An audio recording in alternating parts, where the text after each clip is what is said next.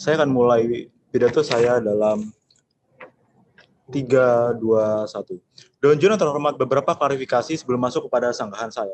Klarifikasi yang pertama, mereka mengatakan bahwa apa sih, dan mereka mengkarakterisasi dan juga mereka menanyakan apa saja kebutuhan yang dibutuhkan oleh masyarakat adat di statusku. Kami berpikir bahwa mereka gagal untuk menyebutkan hal itu, di mana kami berpikir bahwa kebutuhan dari masyarakat ada dua Dewan Juri yang terhormat. Itu yang pertama, mereka perlu untuk mempreserve atau mempertahankan nilai adat mereka, di mana kami berpikir ini sudah dilakukan setiap hari dan mereka sudah paham betul bagaimana cara untuk mempertahankan budaya mereka. Mereka tahu bagaimana cara mereka melakukan ritual pada siang hari setelah hujan dan lain sebagainya, Dewan Juri terhormat. Sehingga ketika itu selalu dipraktekkan dan selalu dibiasakan di setiap harinya, mereka sudah tahu dan ini menandakan bahwa urgensi mereka untuk membangun sekolah dan urgensi mereka untuk mengontrol kurikulum sekolah untuk mengajarkan filosofi tidak dibutuhkan sama sekali. Lalu kebutuhan yang kedua, mereka juga membutuhkan pendidikan nasional atau pendidikan modern. Namun ada klaim yang tidak strategis di tim afirmasi Dewan Juri terhormat. Mengapa demikian? Karena mereka mengatakan bahwa di status quo konteksnya globalisasi. Tentu saja jika konteks di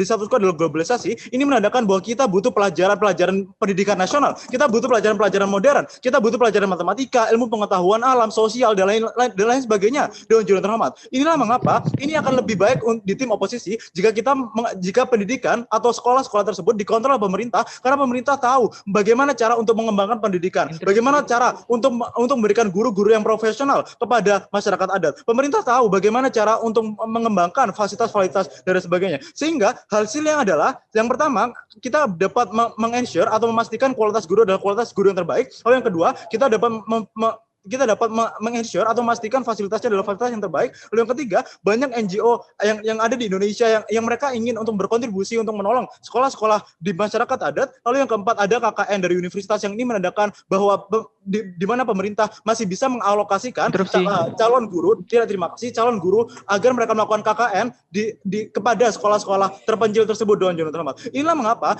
tujuan tim afirmasi di mana mereka mengatakan bahwa kita berada dalam konteks globalisasi akan lebih tercapai di tim oposisi. Lalu klarifikasi yang kedua, adanya klaim tidak strategis lain di tim afirmasi. Mereka mengatakan bahwa mereka tetap akan memberikan supervisor atau ahli budaya dan lain sebagainya. Jika mereka memberikan ahli budaya, kami menanyakan apa tujuan itu Dewan Juri terhormat. Justru jika mereka memberikan ahli budaya, mereka akan membatasi kontrol yang ada dari masyarakat adat tersebut, Dewan Juri terhormat. Bisa saja ahli budaya tersebut akan mengontrol masyarakat adat supaya tidak terlalu ekstrim dan lain sebagainya. Di mana ini yang tidak pernah dijelaskan sama sekali oleh tim afirmasi. Ini akan lebih baik di tim oposisi karena kita memiliki supervisi yang netral, kita tetap membiarkan mereka untuk mempertahankan budaya mereka, ritual-ritual mereka dan lain sebagainya. Oleh karena itu, terima kasih, masuk kepada sanggahan saya. Sanggahan yang pertama, mereka mengatakan bahwa pemerataan pendidikan dibutuhkan di status quo dan lain sebagainya. Namun, mereka sama sekali belum pernah menjelaskan mengapa pemerataan pendidikan dapat terjadi di tim afirmasi Dewan Juri terhormat. Mereka belum menjelaskan mengapa masyarakat adat memiliki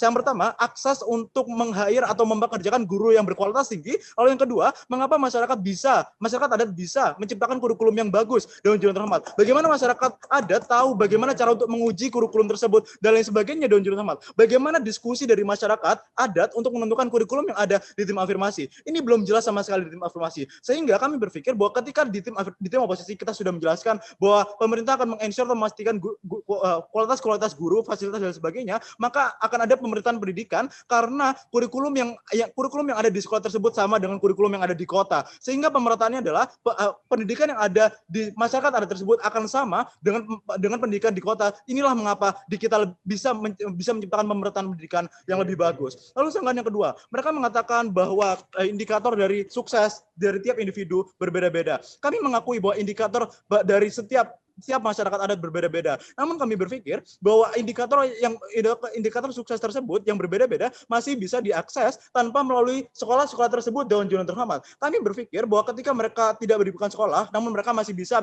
mempertahankan budaya mereka, melakukan ritual-ritual, maka mereka memiliki indikator sukses yang itu masih bisa di-achieve atau tercapai di tim oposisi. Sedangkan yang ketiga, mereka mengatakan bahwa masyarakat adat tidak akan menerima budaya kita karena mereka takut pemerintah akan mengancam, mereka takut bahwa pemerintah akan menipu mereka dan lain sebagainya. Yang pertama, kami menanyakan apa hubungannya dengan mekanisme mereka Dewan Juru Terhormat. Karena kami berpikir bahwa bukankah lebih susah jika mereka memakai kurikulum mereka ketika mereka tidak memiliki ketika mereka tidak memiliki kurikulum yang komprehensif, ketika mereka tidak memiliki guru-guru yang komprehensif dan juga berpengalaman Dewan Juru Terhormat. Contohnya, ketika mereka tidak memiliki guru-guru tersebut dan fasilitas tersebut, maka kemampuan negosiasi mereka tidak bisa karena mereka tidak bisa melawan Bener sih. korporasi asing yang mau menambang hutan dan lain sebagainya.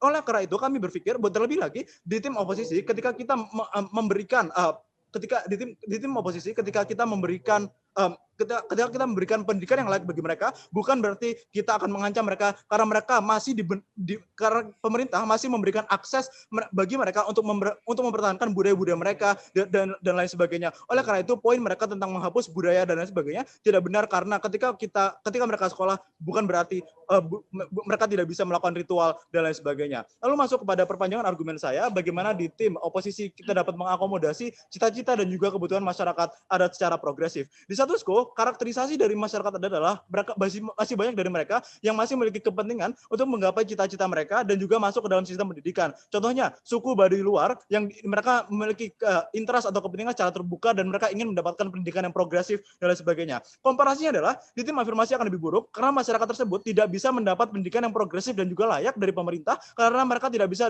mendapat matematika, IPA dan lain sebagainya karena proposal mereka memberikan kewenangan kepada masyarakat adat untuk mengontrol kurikulum dan lain sebagainya. Dewan Juru Terhormat. Sehingga masyarakat akan lebih fokus untuk mengajarkan filosofi daripada pendidikan tersebut. Meskipun matematika, IPA dan lain sebagainya akan diajarkan di tim afirmasi, ini akan tidak maksimal sama sekali karena pertama mereka tidak punya guru, lalu yang kedua mereka tidak tahu bagaimana cara untuk mengajar matematika, mereka tidak tahu bagaimana cara untuk mengajar IPA dan lain sebagainya. Ini buruk karena dua alasan. Secara prinsip, yang pertama, secara prinsip tujuan edukasi dalam memberikan perkembangan. Contohnya IPA yang memberikan edukasi dan juga wawasan terhadap ilmu pengetahuan alam dan sebagainya. Namun di tim afirmasi mereka tidak sesuai dengan esensi pendidikan tersebut karena tidak adanya perkembangan ketika mereka mempelajari filosofi yang mereka sudah paham betul Dewan Juru yang Terhormat. Sehingga komparasinya adalah di tim oposisi kita masih mempertahankan prinsip tersebut karena setidaknya kita masih bisa memberikan perkembangan dalam hal matematika, IPA dan lain sebagainya ketika hal ini dikontrol oleh pemerintah. Lalu yang kedua, secara praktis proposal tim afirmasi tidak mengakomodasi cita-cita mereka. Contohnya mereka tidak bisa menjadi dokter ketika sekolah mereka hanya mengajarkan filosofi hidup mereka dan lain sebagainya. Di tim oposisi ini akan lebih baik karena mereka bisa menjadi dokter dan lain sebagainya ketika mereka mendapatkan edukasi yang layak sehingga ketika mereka menjadi dokter mereka bisa menyembuhkan masyarakat adat dan lain-lain sehingga mereka masih bisa berkontribusi dalam adat mereka. Kami bangga sebagai tim oposisi.